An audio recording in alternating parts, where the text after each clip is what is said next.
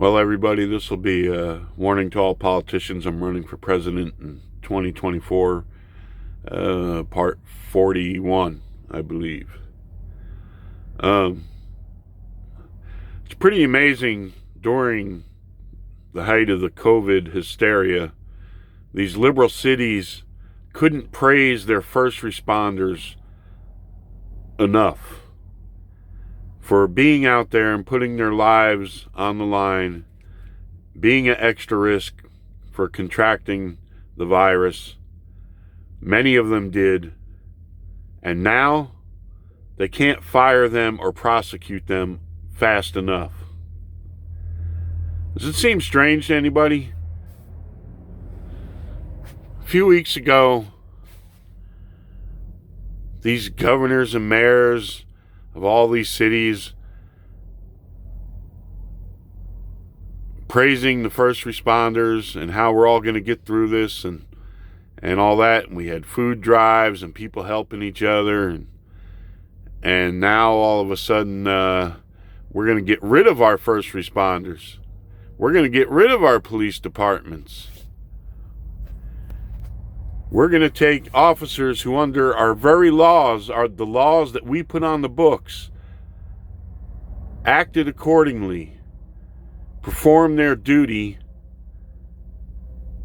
and acted in self-defense. We're going to throw under the bus and prosecute them.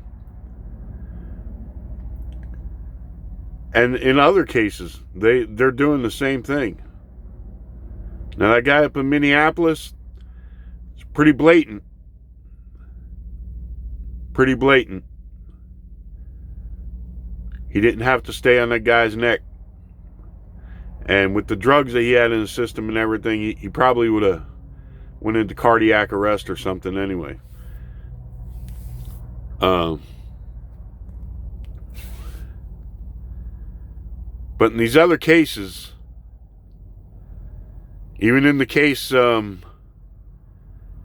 where those guys, I forget what state it was, shot that Aubrey guy, Ahmaud Arbery or whatever. Now, I've first seen it in the way it was presented on the news at first. I thought, man, their asses are grass. What the hell did they do that for?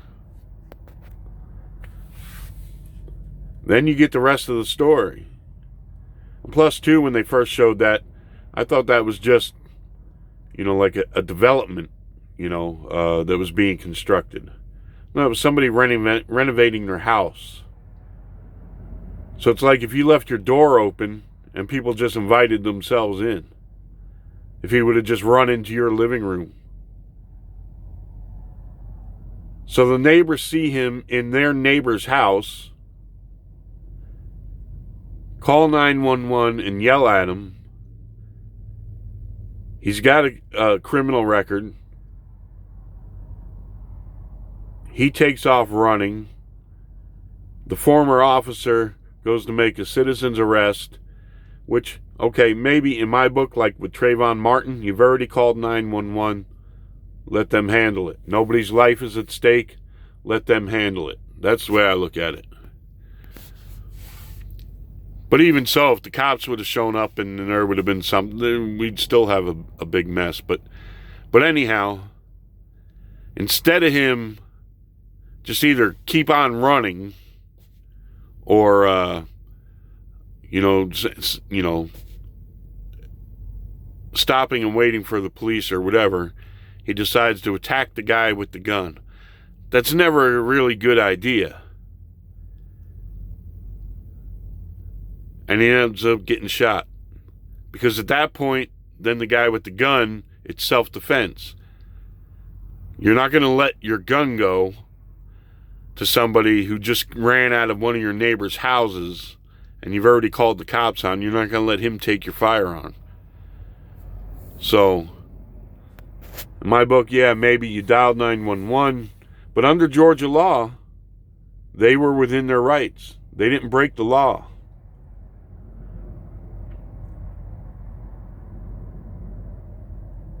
So when all these things go to trial, and they have to follow the law,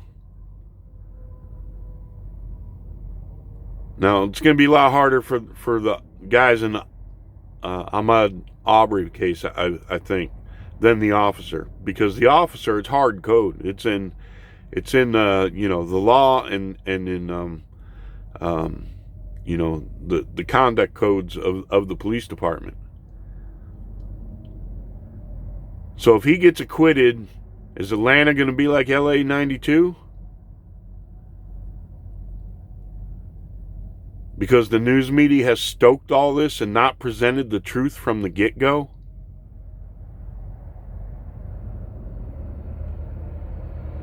By only showing part of the video at first? And not showing what transpired that led to the shooting? I swear, I'm telling you, I think they are out to start a race war or a civil war or something. It is insane. It's like this country's slipping into the Twilight Zone.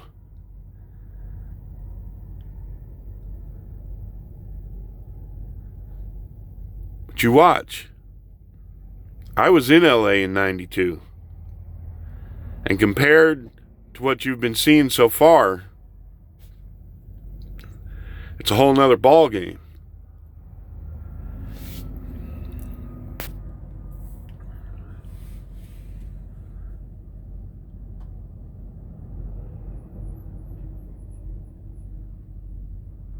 So is that what we can look forward to?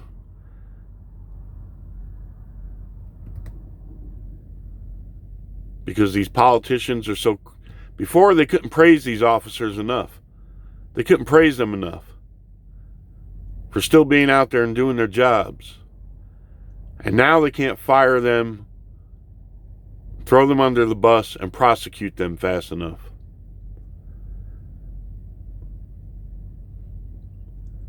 This is how fickle the liberal, socialist, democratic, pandering party is. Whatever it takes, they don't care.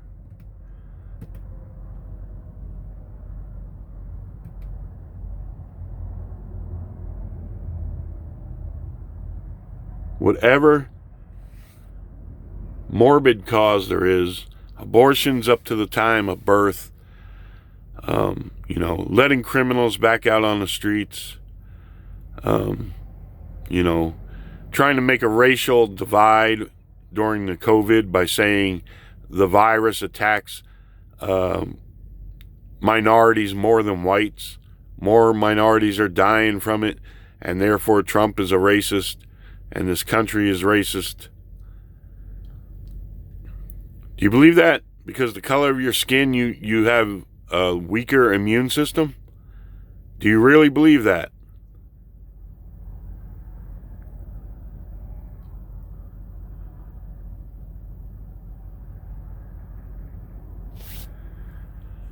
I don't know what's going on. I don't know. I'm telling you, every day's something, ain't it? Just when you think, well, that's it, it's going to blow over, boom, they find something else.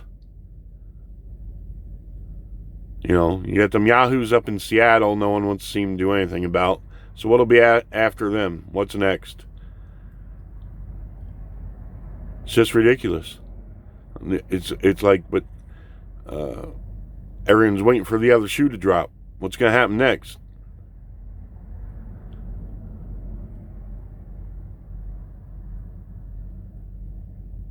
Well, just wanted to put that out there and get some things off my chest. Wish you all the best out there. God bless. Be safe. And we'll talk to you on the next one. And maybe you all ought to pray. Everyone ought to pray somehow some common sense and reason comes out of all this before it goes any further. And